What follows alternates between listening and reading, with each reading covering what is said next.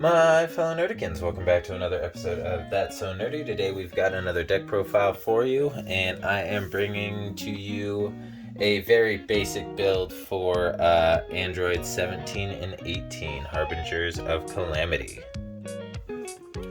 This deck actually turned out to be a lot more fun than I was expecting, if I'm going to be 100% honest. I thought because I pulled most of the cards to build it, I might as well do it, and I'm actually really pleased, I'm not gonna lie. So let's go ahead and stop wasting time and get right into the profile. Let's explain what the leader does. So when this card attacks, you get to look at the top five cards of your deck, and then you add a mono yellow android from those cards to your hand, and then you shuffle your deck. And then it's got an auto to early awaken that if one of your mono yellow android cards is switched to rest mode by one of your skills, you get to draw one card, restand one energy, and then flip this card over. Otherwise, you can awaken at 4 by restanding 2 energy. In the game that I will be posting the gameplay for, I actually went with the auto to see if it would make a huge difference, and it still was actually really beneficial to me to just flip the 1 energy and draw the 1 card. But when you awaken, it's got a permanent ability that during your opponent's turn, all your mono yellow android cards get plus 5,000 power, which is really nice. It didn't really come into play at all, as you'll see in the video, but it was really nice. And then an auto of when this card attacks, you either draw 1 card or play a 1-drop android from your deck in rest mode. I mean, not deck, drop area, excuse me. Play it in rest mode. So that actually comes into play later on, like when you can start recurring your Android 19s and everything, but we'll get into that later. And then it's got an activate main that once per turn, you choose one of your yellow android battle cards, switch it to rest mode. Then you choose up to one of your opponent's battle cards in rest mode and negate its skills for the turn. So that's the entire dynamic of this deck, is turning your opponent's cards skillless and using that against them. And I didn't realize how much of an effect that would really have on a game. Actually, it was really, really surprising. Alright, so let's jump right into the Unison package. Running 4 copies of Android 13 Robotic Unity. It's got Rejuvenate, which I haven't used yet, because most of the time when he hits the board he becomes a target, because he's really crucial for what this deck does. But it's got an activate main that you choose up to one of your yellow android battle cards, switch it to rest mode, and then choose up to one of your opponent's skillless battle cards in rest mode and place it under this card. So that's a good way to be able to use the Rejuvenate ability without having to neg yourself of resources, or limiting yourself to having to play the yellow super combo that goes underneath the Rejuvenate. And then to add a marker, you choose one of your yellow android cards with an energy cost of 3 or less and switch it to active mode. And then until the start of your next turn, it reduces the combo cost of all your android cards with an original combo cost of 1 by 1. Which really comes into play, I mean, if you have him on the board, but with your 17 and 18 sibling strikes, that's where it's really, really useful. But like I said, most of the time when he hits the board, he gets targeted pretty heavily, because his ability to just steal your opponent's battle cards and put them underneath them, so he doesn't have, so your opponent doesn't have access to those cards either in their drop, back to their warp, or back to their deck, or in their warp. It's just gone. It's under your Unison until they get rid of that Unison, or you pop it for the Rejuvenate skill. And then we're running a second Unison, running 2 copies of Trunks, Super Saiyan Trunks Altering the Future. It's just a really good yellow Unison. It's 2 20k swings, and for the 0 marker ability, you get to choose one of your opponent's battle cards with an switch it to rest mode, and if its energy cost is 4 or less, you get to negate its skills and KO it. So that's just more spot removal for the deck. It's a really, really good ability. Most of the time, the -3 ability is the one that's more important, and that switches all of your opponent's battle cards to rest mode and KOs them, I believe. Let me take a look at that. No, you draw one card, and then all of your opponent's battle cards in rest mode, you KO them. So it doesn't ignore barrier because it does say to choose, but it is still a really good ability, and it is a 20k dual attacker, so you do get 2 swings out of it each battle phase, or each turn, I should say. And then we're running 4 copies of Android 20 Skill Absorber. This card is really crucial to the play of this deck because it's just another way to suck up your opponent's your opponent's battle card skills. It's just another way to suck up their skills, because when he's played or when he's switched to rest mode by a skill, then you get to negate the skills of one of your opponent's rest mode battle cards for the turn. No, just one of their battle cards with an energy cost 5 or less and negated skills. So that's really good because there's a lot of ability from your other cards to tap down battle cards that are in the field of play. And he replaces himself when you play it because you draw a card when he's played. So that's always really nice when some of the utility cards in your deck also help you draw a card, so you're not actually negging out to use your utilities. We're running 4 copies of Android 16 Going All Out. I'm actually I'm going to be switching this one out with something else. I haven't exactly decided what yet, but I'm going to figure out what I'm going to switch it out with because I don't play any of the skillless Android cards in this deck, and that's what this searches out for its activate main. You get to pay yellow energy, choose a yellow Android battle card, switch it to rest mode, and then you play a skillless Android with energy cost 3 or less. And then its auto does make it useful because you can throw them onto the board, tap him down with either your Unison or your Leader or one of the other skills that I will be showing in a moment. And then as soon as he gets tapped down, he restands as an 11k. He restands with an additional 11k, so it becomes a 15k swing. So he is a good body to have on the board. He's not great, nothing super special about him, especially since I'm not playing those skillless cards. I couldn't really justify space for them in here. So yeah, he's gonna end up getting replaced with something else. All right, and then we're running 3 copies of Android 16 Mechanical Partner.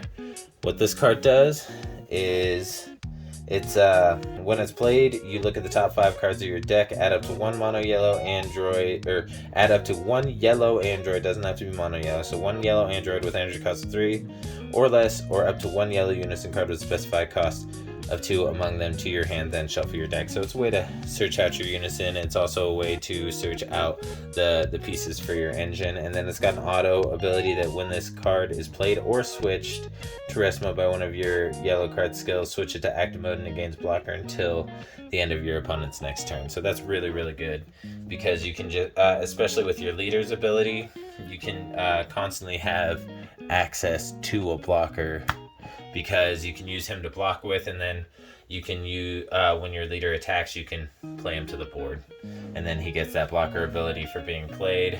And if he doesn't end up getting taken off the board or used for his blocker ability, you can always switch him down to rest mode with one of your card skills, and then use your Unison to restand him. That way you have access to the blocker. Next, we're running 4 copies of Android 20 Mechanical Patriarch. The reason we're running 4 copies is because he's a searcher. You pitch him and 1 other yellow Android card from your hand, and then you get to draw 2 cards. Or I shouldn't say he's a searcher, he's just a drawer. He gets you some draw power. But yeah, that's all you do is you pitch him, pitch any of your yellow Android cards, and that's gonna net you two cards back to the hand. so you're actually not negging out at all in order to use his ability. You're just staying neutral, which, I mean, can seem like a little bit of a negative sometimes, but honestly, it was really a non-issue. It got me that I saw it when I needed it, and when I didn't need it, sometimes it was good to just either use it for combo power or to pitch and maybe possibly draw some of my counters. We're running 2 copies of Android 19 Bionic Punisher. I would be running, honestly, 3 copies of it, and but I only pulled 2, which is unfortunate, and I haven't bought any more because honestly, I don't want to spend any more money on this deck since I'm not really going to be playing it competitively. I'm probably just going to make some adjustments with cards I already have. But when he's played, you get to draw a card, so he replaces himself in your hand, and when he's played, you pop one of your opponent's skillless battle cards in rest mode. So you use your abilities to negate the skills of your opponent's battle cards, especially the ones that have swung. So now it's a skillless battle card. You play out Android 19, it pops it, and then you can use Android 19 in a combo to play him to your drop area. That way when you swing with your leader, you can play him back out, and you could actually pop a second skillless battle card with the same card. It's really good. It's really good. That's why I would be running 3. That way I'd see it more consistently. But it's still really good at 2. And then we're running 3 copies of Bardock Father and Son, because it's just a way to tap down your opponent's battle cards if he's not in play, and your opponent has 3 or more energy. Yes, your opponent has 3 or more energy. You tap down one of their battle cards and play him out. It comes in useful sometimes. Not a whole lot, because it'd be a lot more useful if it was an activate battle instead of an activate main, or even an activate main / battle. But since it's just an activate main, you can only do it on your turn. It's kind of situational when it actually benefits you. Alright, next we're running 3 copies of Android 17 Sibling Strike.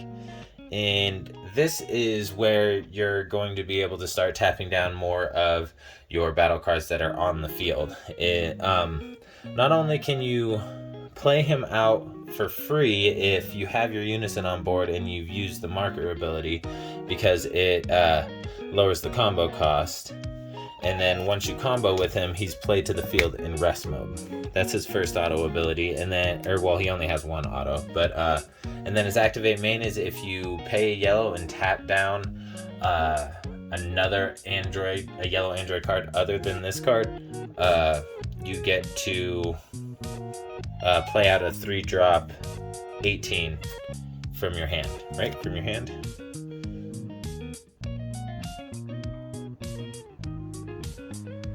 Yeah, in your hand.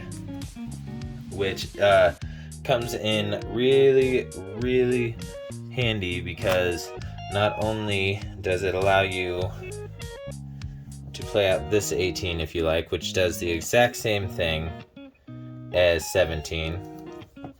So we got Baytine here. And she does the exact same thing. Exact same thing as 17. And their ability allows you to either play the opposite one out, or to play this, which we're also running 3 copies of. Now, Android 17 and 18 Demonic Duo. Since this one counts as an Android 17 and an Android 18, 17 can search it out as an 18, 18 can search it out as a 17. Really, really good. Or not search it out, play it out, I should say. And then this has Deflect and Dual Attack. And if your leader card is yellow at the end of the battle in which this card is used in a combo, play this card from your drop area. So you could either pay 2 energy, because the combo cost on this doesn't get reduced by the Unison, because the Unison only reduces combo cost of 1 by 1. So this you still would have to pay the 2 to get the 10,000 boost, but then it is played out. And this one doesn't get played out in rest mode like 17 and 18 do, so that's good. But if you use their ability to play it out, it only comes out for 1 energy, and then it's got its first auto. It's got deflect and dual attack, as I said. Its second auto ability is when this card is removed from the battle area by an opponent's skill, choose up to one of your opponent's cards and switch it to rest mode. That's Unison, Leader, just one of their cards. Switch it to rest mode. It could be one of their energy, just one of their cards, switch it to rest mode.